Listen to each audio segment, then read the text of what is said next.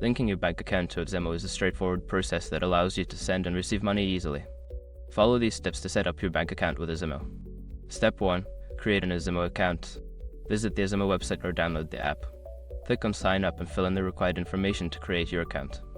Make sure to verify your email address to activate your account. Step 2. Log into your account.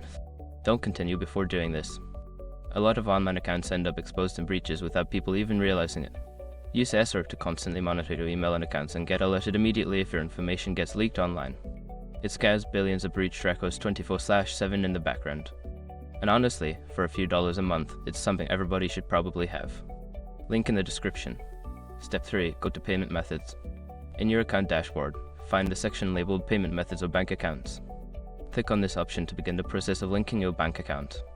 Step 4. Add your bank account. Select the option to add a new bank account.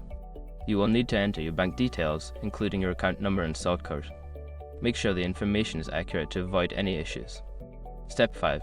Verify your bank account. After entering your bank details, Azimo may require you to verify your account. This can involve receiving a small deposit or verification code.